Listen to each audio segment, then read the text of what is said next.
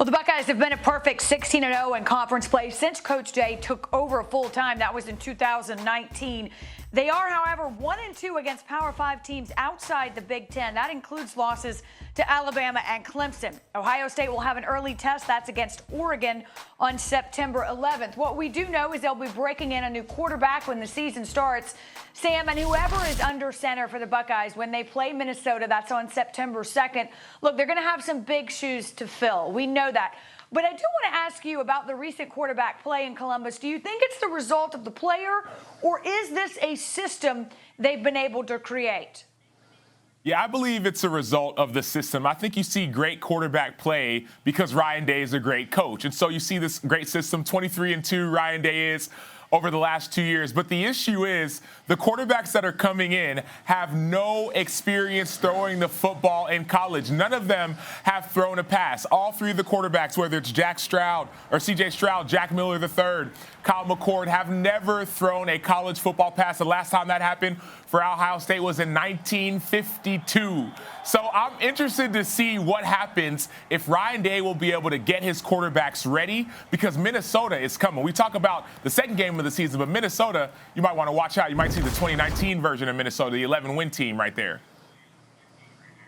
Yeah, and I hear you, Sam. One of the things that's really good, though, is it's really nice to have all freak shows around you. That makes things really, really good. So you got a top 5 play caller in college football in Ryan Day, which isn't debatable, by the way, with what he's been able to do.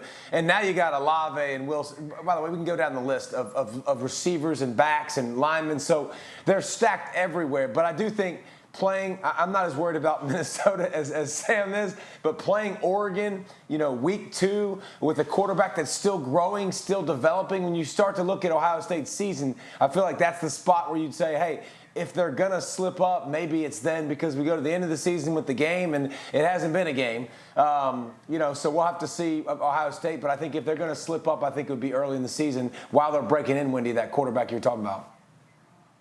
Well, let's go through that exercise, David, just for the sake of argument. We'll put up their schedule.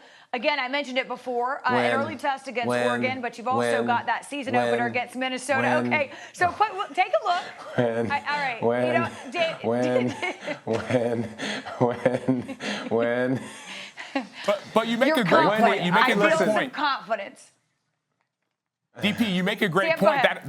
That second week against Oregon, you're breaking in a new quarterback. So Minnesota, maybe the quarterback's ready. Maybe Minnesota's defense is bad like they were last year. Maybe their special team struggles again. But week 2 against Oregon, we ranked Oregon in the top 10. ESPN ranked Oregon in the top 10. Week 2 with the quarterback with only 1 game of experience, that game gives me pause if I'm Ohio State. Thanks for watching ESPN on YouTube. For live streaming sports and premium content, subscribe to ESPN+.